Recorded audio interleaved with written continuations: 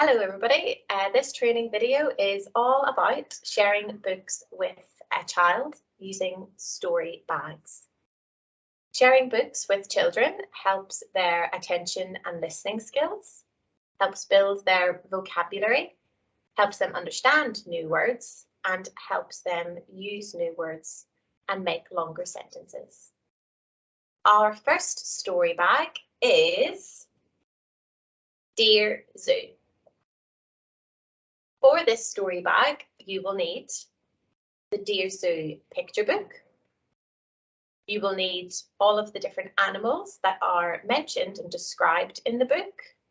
You may have some of these toys or objects already in nursery, and you may not have others. So you can either use the ones that you already have, or you can even get pictures of the animals, print them out, laminate them, and put a little lollipop stick on the back. Whatever is easiest for you.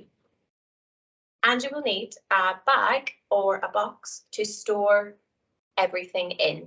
And we have literally just got a zoo-themed pillowcase. So whatever you have in your setting is fine. You will need to gather all of these items that we've mentioned. The project team will not be providing them.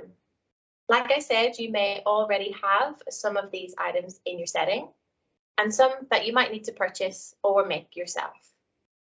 We've tried keeping the cost of the story bag low.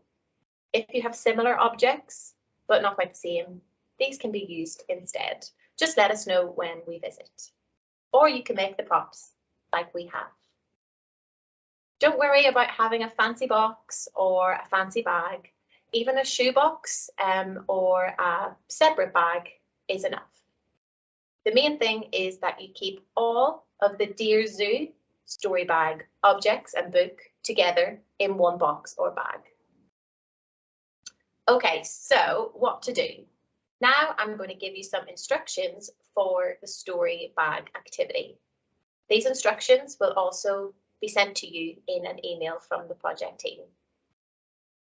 Gather together a small group of children and sit on the carpet or on the floor in a quiet and cozy space. Open the story bag with all of your objects in it and take out the objects from the bag. Place all of the objects in front of the group of the children. You hold the story, but let the children choose the puppets and choose the objects. As the children pick up the toys or the puppets or the objects from the floor and play with them, you should move between each child. Use those adult-child interaction strategies that we have been working on, like letting the child choose the toy, letting them lead the play, watching what the child is doing, etc. Read the story aloud to the group of children, ensuring that each child can see the pages of the storybook. Okay, and carry out the story bag activity for around 10 to 15 minutes every day.